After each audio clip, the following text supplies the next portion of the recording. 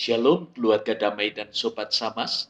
Kita jumpa kembali dalam Samas edisi Kamis, 16 Maret 2023. Hidup ini adalah persembahan kita kepada Tuhan.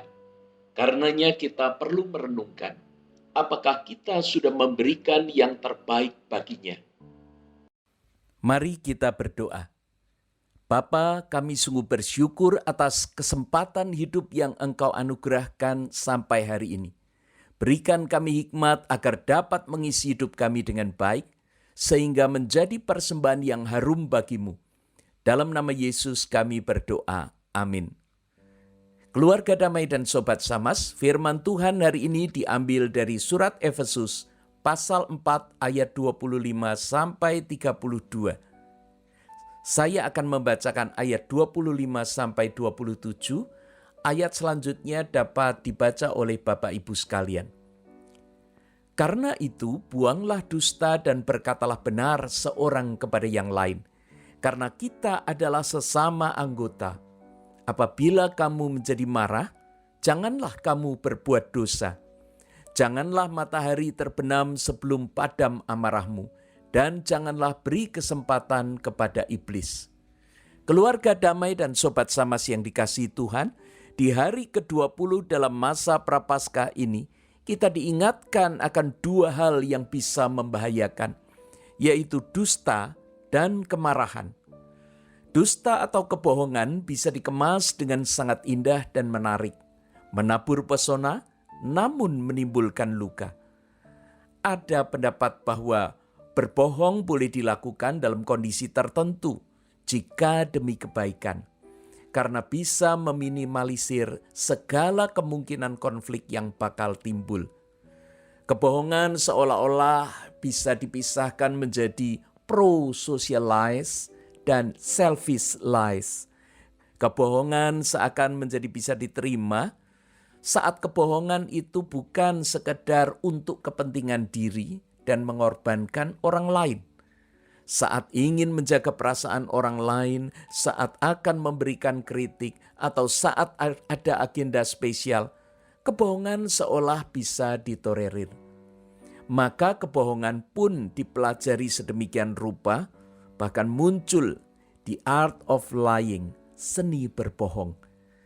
Jadi bagaimana dengan keluarga damai dan sobat Samas? Apakah kita juga sudah menguasai dan sudah terampil untuk menggunakan art of lying? Bacaan hari ini memberikan sikap tegas terhadap dusta dan kemarahan.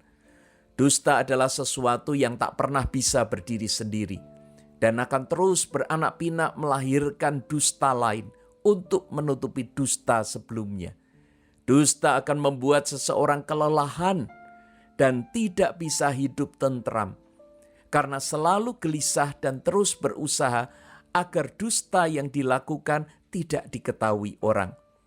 Jika seorang tidak ingin berdusta, maka dia harus berkata benar. Dan keadaan ini tidak bisa hanya sesekali, kadang jujur, kadang berdusta. Seseorang yang masih sering berbohong tidak akan disebut sebagai orang yang jujur. Sehingga kejujuran merupakan bagian dari integritas seseorang yang harus terus-menerus terjadi dalam hidupnya. Dalam bacaan hari ini, Paulus mengingatkan jemaat di Efesus agar mereka membuang semua dusta.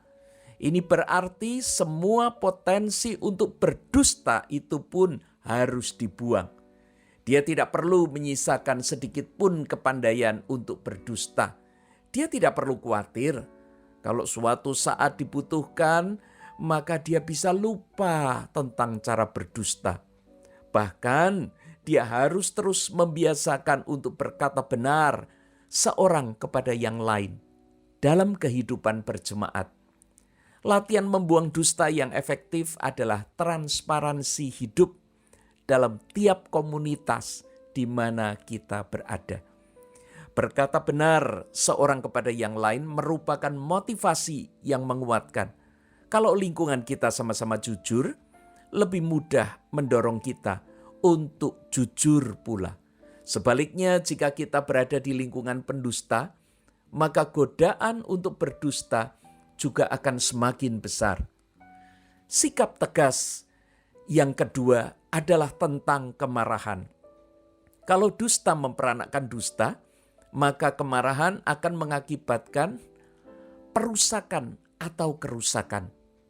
Kemarahan akan membuat seorang melakukan perusakan, baik terhadap orang lain maupun dirinya sendiri. Kemarahan membuat seseorang ingin melukai orang lain. Bahkan jika dia sudah terbiasa melakukannya, akan tidak terkendali. Sulit diduga kapan dia bisa menghentikannya. Tidak ada orang yang marah lalu menjadi lembut dan penuh kasih. Sebaliknya, ia akan melampiaskan lebih menyakitkan dari apa yang ia alami atau rasakan. Keadaan ini merupakan sasaran empuk bagi iblis yang terus menunggangi kita. Dia cukup memprovokasi, ngomporin kita, selanjutnya cuci tangan, karena kitalah yang harus menanggung setiap akibat beserta hukumannya. Kemarahan bisa membuat kita jatuh dalam dosa. Karenanya kemarahan harus direspon cepat dan dikendalikan, sehingga tidak membuat kita berdosa.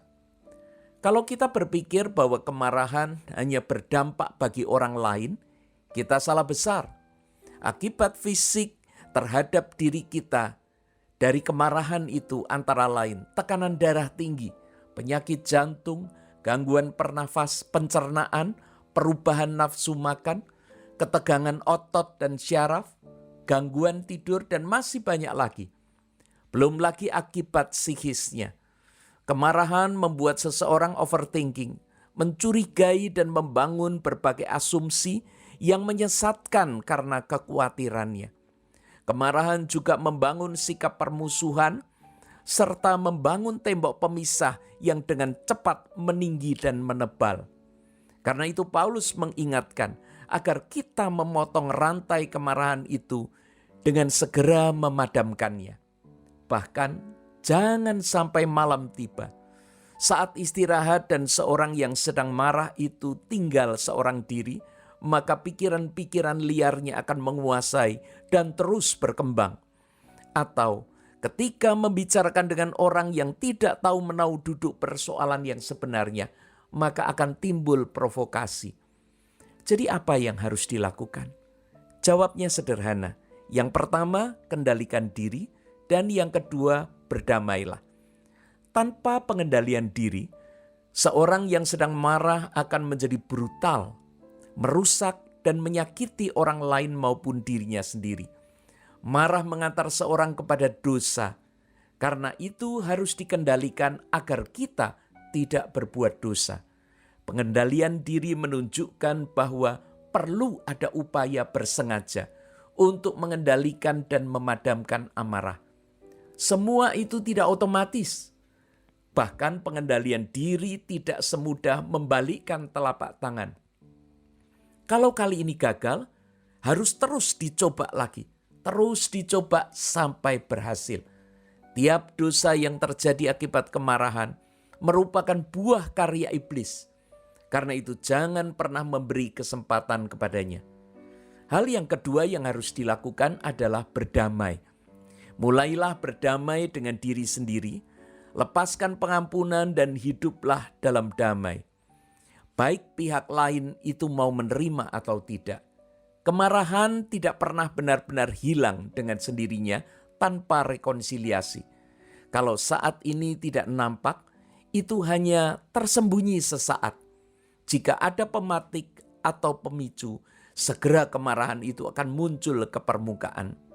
Hanya dengan berdamai maka kemarahan bisa surut. Karena kasih akan membasahi dan memadamkan api kemarahan.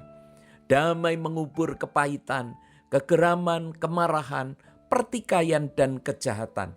Damai membuat seseorang tidak punya kekuatan lagi untuk marah. Allah ingin kita membuang dua hal tadi, dusta dan kemarahan. Allah tidak ingin hidup kita dihancurkan oleh iblis dan dosa.